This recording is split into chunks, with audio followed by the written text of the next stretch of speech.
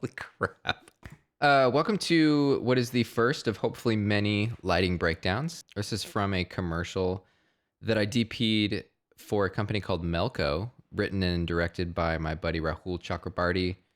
Great, talented filmmaker. So he wrote this script. This thing was a flight 8. We shot it in Denver. Our entire crew is based out of Oklahoma City. I'm based out of Oklahoma City.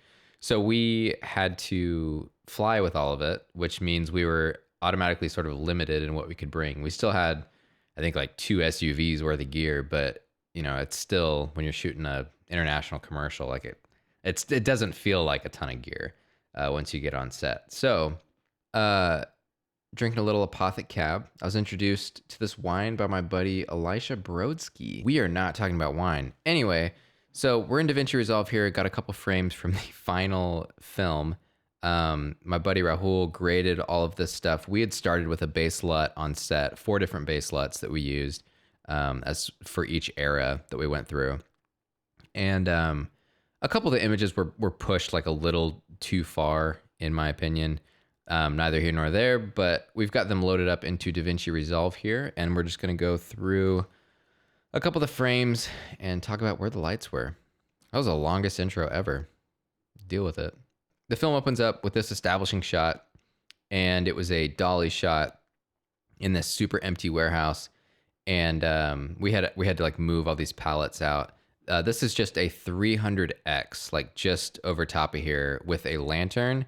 And there was also a skirt coming down on every side of it. So that's what's creating all this light here. We were on an 18 mil, so we were super far. Oh wait, no. We were shooting anamorphic. We had 2 of the Atlas Silver Series lenses. We shot this whole thing on 2 lenses. I actually can't remember what Atlas Lens Co. services lenses. We used the Silver Edition. I really should know this. 40 mil and 80 mil. There we go. It was $2,105.28 for 2 of the Atlas anamorphic lenses. Okay, with this shot, we were actually back like pretty far out of the warehouse because we needed a super wide. It was a push in into the warehouse, and it started raining, of course, the second that we needed to be on the other side of the door for the warehouse. So we had like this ghetto, like diffusion thing hanging over the camera. On the day, I remember having a lot more detail back here. I think it just kind of got crushed in the edit. Let's see if we can come in here and like, this is not raw or log footage. This is just like the exported 709, but that's, I feel like that's closer to where we,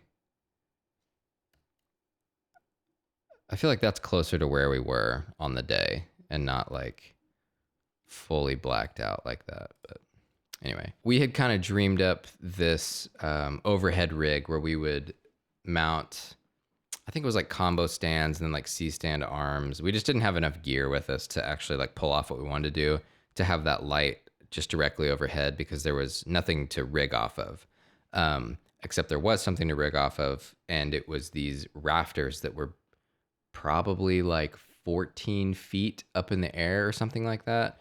So we got this huge ladder, and I don't recommend doing this. It actually made it on shitty rigs. It was a extension cord like tied with a loop, and then we hung, I think, like a Mayfer clamp onto a 300X hanging from this rafter in the ceiling, and that's what was dangling over our lovely talent here. Again, don't recommend doing that, but it got us the look that we needed for this. And I think we just kept that same lighting setup and then moved the camera around through different spots. This was just a dolly shot that kind of goes between all the characters as they deliver their lines. This is supposed to be like a 70s vibe, but all right, so night scene. This was 70s again. I probably pushed the colors a little bit too far for 70s, but I just dig that blue and orange, baby. So this was an Aperture. Man, I want to say this was an actual like a 600D outside. I'm pretty sure, like right here. I think we had a 600D and a lantern acting as our moon source out here, and that's what's creating sort of this these highlights right here and right here and right here. We've got this practical on the table that's given us all of our warm stuff right in here. And then we actually had a Titan tube that I believe was at like 15 or 5600 Kelvin coming down. That's what's just giving our ambience to the rest of the room right there. And you can actually see, I think we had two going right there. I just realized that there is stuff in the reflection of the window. I think that's a 4x or something just chilling there. Cool. And there's like a big old C stand. Like, crap. That's my bad. And there's a light and someone else working on set. There is so much stuff in that reflection. Clear the frame, guys. So we didn't have a ton of time for a lot of these setups, so we just kind of had to like light 360 and then run through them. I want to say we had maybe like 30 minutes to get this entire scene or something like that. This was like almost 3 months ago at this point. 3 months ago. And I have a kid now, so it's hard to remember exactly what we did. But for this, I believe it was like 5600 outside. I think we were balanced closer to like 4000, and then we had another 5600 light there, and then I think this thing was like 2000 Kelvin or something like that. This ended up being, I think, one of my favorite shots. Like, it's not technically lit well. It's not even really that good actually, but I just love the way that it turned out. I love her hair and her glasses and stuff. It just looks freaking cool. Everyone says very like Mr. Robot-y. I don't super agree, but whatever. It looked cool. Yeah, you can kind of see this was the Titan tube reflecting up there, and that was just directly overhead, and that's what's given her this little like sheen. Things that could have accentuated this. I think we could have, like, if we had time, probably brought in, like a big 8x or something and shot something through it to light this area up just a little bit. We could have, added like some neg over here to kind of darken this whole area up. I kind of like what's happening right here, just to give like a little bit more shape. It just seems like a little flat, and you've got these little shadow reflections and stuff going on right here. Overall, cool shot. Same lighting setup. I think we moved the 300D or 600 or whatever it was out here with the lantern, and we stuck it directly behind this thing. So there was a 300D with a lantern right here going off, and that's kind of our moon source, and that's what's creating, this and this and that little line and this little line right here. Almost all of our light, though, is actually coming from this practical right here and just shooting straight down on the table and sort of spilling back up. Not like a super pro move, TBH, but I think that adds realism to a lot of scenes. Like, if it doesn't look completely lit a lot of the time, then I think you'll buy it a little bit more. So I think that's part of our job as cinematographers, is to sort of find the balance between, like, this looks super lit and this just kind of looks like we just happened to stumble into a scene that looks nice. This one was super fun. Okay, so this was the sun was setting, and it was right here, and it was moving fast. I think we actually were going to shoot this at a different time of day, but the sun looked so good that we were just like, hey, let's shoot it. So that sun was coming in and just giving us all this pretty stuff right in here. All this backlight is just from the sun.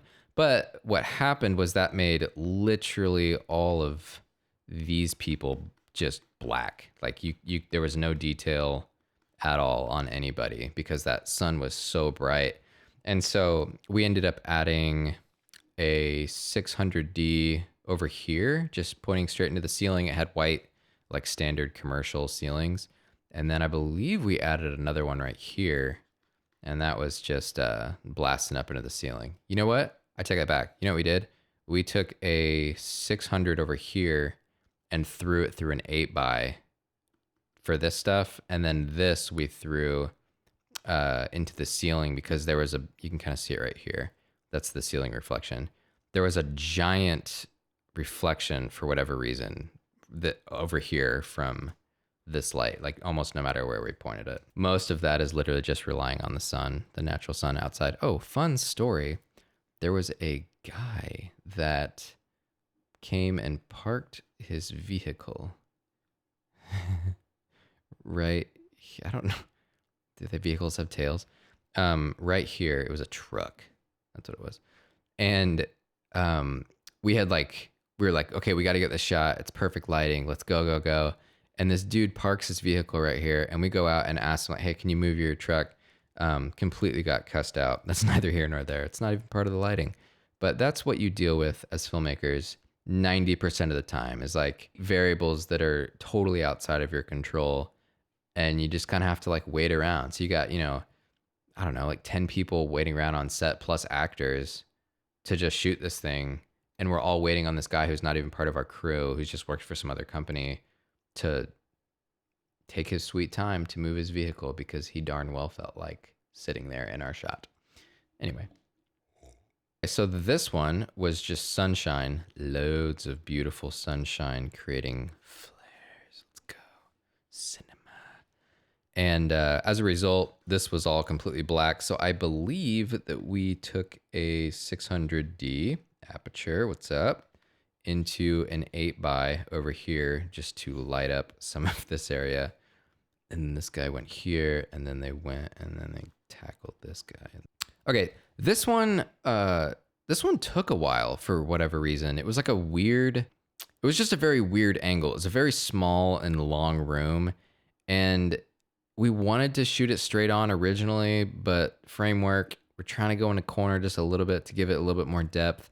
But then like in the corner, there were these weird windows. And again, it's been a couple months, so I'm trying to remember, but I'm pretty sure we had a Nova over on this side, Nova P300 into an 8x coming this way. And that's what's getting all of our soft lighting here, here, here. This actually is a Titan tube that was overhead, and it was kind of kicking down here. I believe we had another Titan right here kicking down on them because they were pretty dark back in that corner because we're just blasting a bunch of light from this side over here.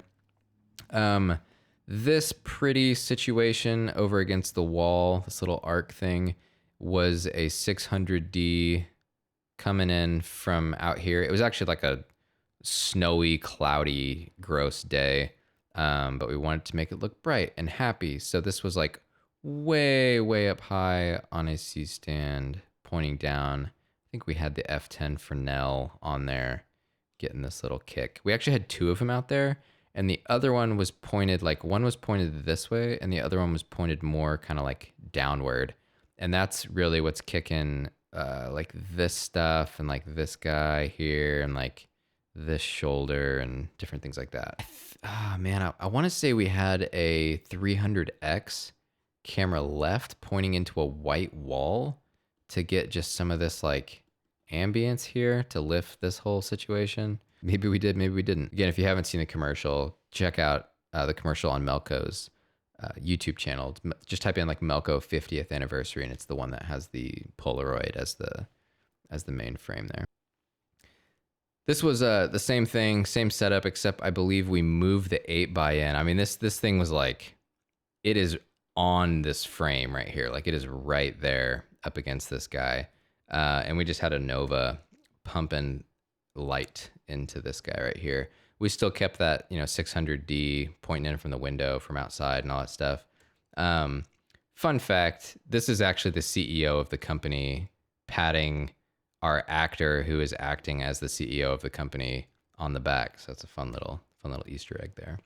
This one was super fun. This one was all fluorescent light overhead, really, really gross. So we scrapped all that, turned it off, turned on this little light. This was 2700 Kelvin, I believe, giving us all this kind of glow right in here. And then we stuck a Titan tube up on the ceiling, and we draped, I think, an 8x between like 2 points in the ceiling. And that's what was creating this kind of soft light. And we did this was like a dolly out. So we were going this way. And so we couldn't really stick anything on this table here because you actually see the table in the frame. Otherwise, we could have probably done a little bit better with like this stuff, but yeah. This is what she's looking at. This was just open garage. This is just all daylight. And I think we stuck like an 8 by or 12 by or something right here just to sort of diffuse this light a little bit. And now that I'm looking at it, I think we also, this was black. So we stuck something here, like a 300 or a Nova or something, just blasted it up into the ceiling. It had white ceilings just to lift that ambience and give some of this and get a little bit of light on his face. So this is like, once you've pushed out from the dolly shot, this is kind of what you're left with. And again, just kind of one light for all these people. We had messed with sort of putting, you know, some tungsten stuff back here. We actually put this lamp back here originally and tried to light them independently. And it just didn't look as good as just having it straight on this like surface here. And the cool thing was when you dolly out all the way, you get a flare, cause cinema. So why not? When you have Atlas Orion Silver Series, you want flares. That's just anything to get a flare. Maybe, you know what? Judge me. I don't care. I like flares. I like what I like. Okay. I like flares. Get over it. This one, goodness, this shot was like really hard. It seems like it was not, and it doesn't even look like wildly impressive or anything, but it was very hard. So every one of these windows right here was just straight up blasting. I mean, it was so bright. They were bare windows too. And we had our prop designer, Jennifer, I'm in the camera department. I should know this, but I don't know the other departments super well and know what they do. Jennifer is super talented. I know she made all these boxes. I know she got all these curtains. I know she got all the shears and all this other stuff. I know she made like this thing and she arranged she's very talented and she helped us out a ton. And otherwise we'd have light just freaking blasting through this thing because the sun was right here. Anyway, okay, so this was a giant 12 by over here. We had a ton of stuff pumping through it. I believe we had like a 300D. I think we had a 600. And then I think we had another Nova pointing through it. It was just like a ton of light because this room was very large and we were trying to get just a bunch of light into it. So that was all pumping through a 12 by on this side, and that's creating basically all your light because we were trying to expose for the windows, and these shears were pretty much all we had to block out, you know, all this light pouring in. The sun was literally like right here coming in. And this was the only time of day that we had to shoot it. If we would have waited like, I want to say 30 to 40 minutes, this sun actually dipped behind a bunch of houses that were right outside, and it was perfectly lit in here and it would have been totally fine. But we were on a timeline and had to shoot it right then. So this is what we did. Moving on. This was a completely different day. The joke on set is always like, how are we going to light this? Oh, an 8 by with a Nova or 600 through it or whatever. And so just because we had some time on our hands, this was a studio shoot. I was like, let's do an 8 by overhead instead of from the side. We had an 8 by going all the way across here. We had it on 2 combo stands, kind of spreading the frame. We were pushing in on camera. We had a 300D up and over here with a big lantern on it, diffusing all the way through this 8 by. And that's what's kind of giving you all this like pretty soft light all throughout the image. This, okay, fun fact, it took like, I don't know, 10 minutes to get the majority of all of this. So like combo stands, 8 by 300 lantern, all that stuff set up. We got it. Totally fine. Great. And then it was kind of dark back in this area right here. So we wanted to light it. And we had this disco ball. And so we wanted just like disco ball things somewhere in the shot. And I think originally we had put the disco ball like right behind this guy. And we had a 300X or 300D shooting into the disco ball. But the problem was like we didn't have barn doors. I don't think we had barn doors. Maybe we did. And so it was like spilling all over this background here and just was like distracting. And so we tried a bunch of different things. We shot it from like here. We shot it from here. We shot it from here. We just kept like pointing the light in all these different directions. And eventually we're like, screw it. It's just spilling way too much on the background. So we ended up putting the disco ball like right up here. And we had to hang it from a C stand that was back here going like this. And we had a piece of fishing line that came down just like this. This is a disco ball. Yeah, baby. If I remember correctly, we actually ended up putting a 300D on a sandbag right on the ground, like right here. And it was just blasting straight up into this disco ball that we would have someone manually like spin the string and then manually unspin the string like every single time. I think it was Les Wu. Thank you, Les, for doing that every single time. So he would spin it just so these like little lights would spin in the shot. You would never know that, and these shots last like 1 second, but we spent probably like 30 minutes figuring out the disco ball situation. Anyway, here's the exact same setup. You can see that the disco ball lights have rotated ever so slightly, and we were very proud of that. Okay, so this one was pretty interesting. This was a 12 by hanging from scissor clips and like A-clamps on the grid from the ceiling here. And that was creating this backdrop for this projector that we had going. There's like a wall that kind of goes from here and like down right there behind this. And it was the only room we could shoot this in because there was like top secret tech in some other room that we were supposed to shoot in, and we weren't allowed to like film any of it. So we had to shoot in this room. And so there's this wall here. We're like, crap, so how do we do this whole projector thing? Hung this 12 by here to create a projector surface and ended up like filming a bunch of stuff here. So if you watch the film, it's kind of a progression from like on the front side of the projector to transitioning onto this back side of the projector here. And what was cool was we had there are string lights. You can kind of see them here. They're kind of like wrapped all throughout here. O'Shea, our props guy, killed it and like put all these dope string lights in here.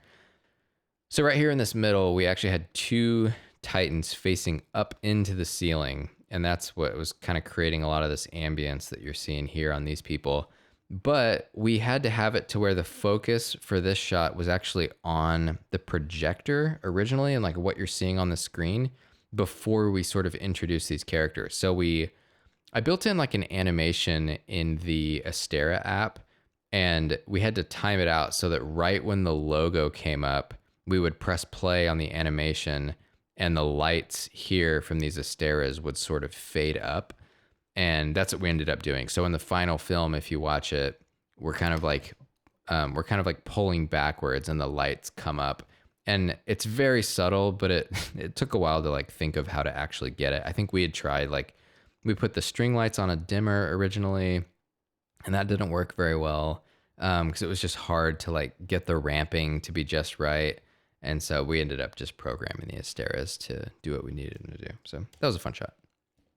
Moving on, this was just a super classic, going back to that, kind of joke that we had. Like this was an 8 by, I'm sure, with a Nova just pointing straight into it. And then all these fun little balls that you see back here are the string lights that we had running across. So that's, and those string lights are kind of given just a little bit of a kick. I mean, just ever so slightly off there, but primarily you got a big source just pumping light, and it's big enough that you don't really get a catch light in their eye.